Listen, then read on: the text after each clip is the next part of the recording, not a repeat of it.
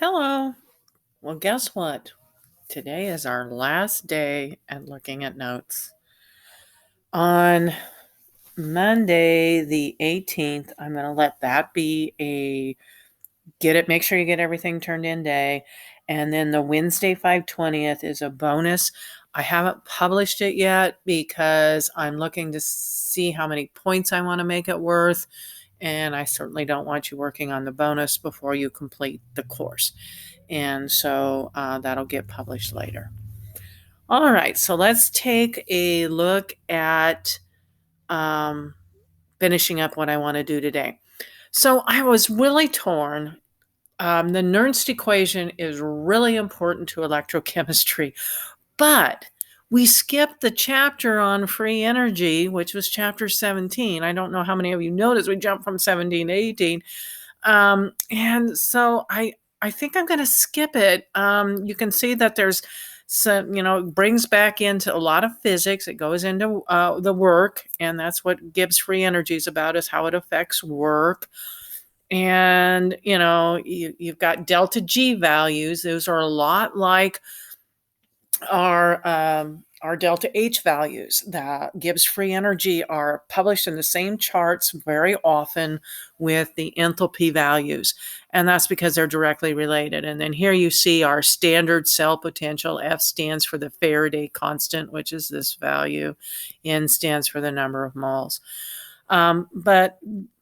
And we probably could have done it, but I just feel like we'll have a little more fun on our very, very last official assignment working on electrochemistry.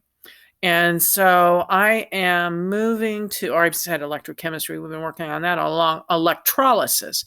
So I am going to this page in our notes. And so we've got electrolysis. Again, if you have owned any plated jewelry, silver plated jewelry, gold plated jewelry, the way they lay that metal on the jewelry is through electrolytic processes. And it is a very smidgen of gold and silver laid on that product. And that's why those products tend to wear faster. And then you start getting a color change in the metal rather than something that is got a lot more concentrated source of gold and silver. Again, you don't want pure gold and silver in your jewelry because it will be so malleable it wouldn't hold its shape, and that you don't want that either. Okay, so let's take a look.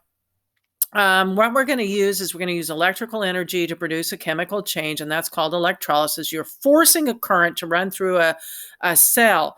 And so, in other words, all those ones that are negative on our standard reduction potentials, we can make them positive by saying, hey, I'm going to make you move electrons. I don't care that you don't want to. Kind of sounds like me, doesn't it? Oh, gosh, I'm an electrolysis cell. I never thought of it that way. I'm going to make you learn chemistry. I don't care. Sorry about that. And so this is going to force a reaction to go in a direction that it wouldn't normally go. Now, this procedure that's lined out here is key that we spend some time on this. If you are given current and time, you're going to find the product of the current and time. You need to know how many electrons, what's the charge being transferred, and you use that Faraday that I showed you in the Nernst equation. It's a very large number as a conversion factor, and that will convert us to moles of electrons. We're going to use the coefficients in the balanced equation then to get the moles of product from that. So this is basically stoichiometry. And then you'll use molar mass or standard molar volume as a conversion factor to get grams or liters of the product. And then, of course, you can also do this timeline backwards. You can be given grams or liters of the product. Then you would use this to get to moles of product. You would use the balanced equation to get to moles of electrons, then Faraday's charge, and then figure out the time from there. And I think I'm going to assign you both just to make sure you see how to do it. And so electrolysis is how much of a chemical reaction can happen within a certain current over a certain amount of time. Current is measured in amps. An ampere is equal to 1 coulomb per second. And plating, again, is a depositing of a metal on an electrode by reducing the metal ions. So here's an example problem. How long must a current of 5 amps be applied to a solution to produce 10.5 grams of a metal? So I'm after time on this one. So this one I'm working backwards to get the time to find that one. And so I start with what's given to me in the problem, which is 10.5 grams of silver. I change that over to moles. I look at my reaction, and 1 mole of electrons produces 1 mole of my solid silver. And so I've got my number of moles of electrons. This is Faraday's constant. So be sure you're writing that down so you know what that is equal to. This is Faraday's constant. And you are told you're given 5 amps. 5 amps is 5 coulombs in 1 second. So coulombs is going to have to go on the bottom in order to cancel. Seconds is going to go up here. I'm going to get a pretty large number if I leave it in seconds, even though it just asks for time. So I'm going to take it to minutes, and you can see it's about half an hour. So 31.3 minutes is what you come up with. All right. So that is given grams going to time. So I'm going to assign a few problems like that. Now let's take a look at going the opposite direction. This time you said, okay, I'm going to electroplate copper for 30 minutes at 10 amps. How many grams are going to get plated out on the object I want? And we would actually be doing this on a zinc key, and you would then have had a copper colored key, which would actually look like a gold key. But darn it, no labs.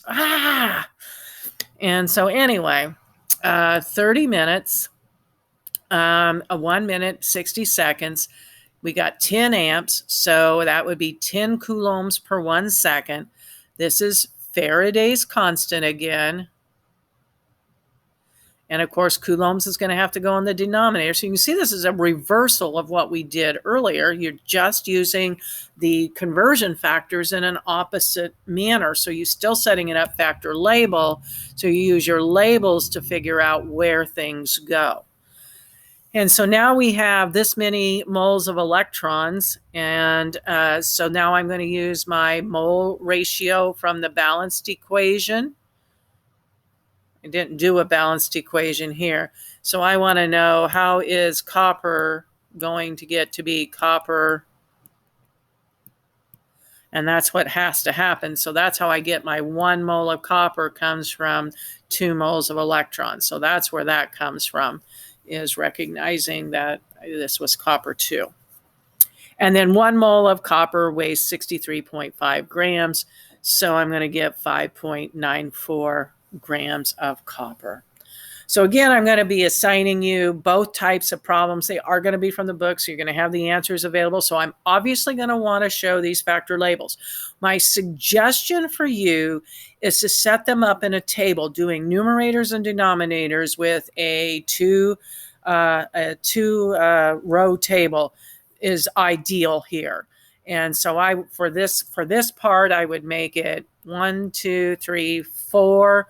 And if you want to put the answer in the table, 5 by 2 table, and then 1, 2, 3, 4. If you want to put the answer in there, a 4 by 2 table for the second part. Or you can, I don't know why I bothered to stop here, probably just because it was getting so long. You really could just put this in right up here and continue these last 2 parts to get the final answer. There's no reason to break this into 2 separate tables, but I'll leave that up to you since that's how I'm modeling it here. It's just that I think it was getting so long. It was too long for the PowerPoint slide, and that's why I broke it up. Well, it's been fun. You'll see me on one more video. I get a little touchy-feely, a little weepy-weepy. I'll just give you a warning. That's on the very last assignment. That's our bonus assignment. And I'm going to go through and I'm going to count up so that the bonus is about 10% of all the points for this quarter. And I want to figure all that out and figure out how many points I want to make that worth. I am certainly, with all of what we've had to do of learning on your own and all of this, I am not going to make you do those summaries and all of that for bonus. I did bring home the bonus sheets. So if you just want me to apply that bonus and you don't want to do the bonus I put online, I will apply that. You might shoot me an email saying that and let me know. So if you have a bunch of bonus stored, I did think ahead enough to say I better grab this because who knows. And so that's where we're at. Miss you guys. Bye.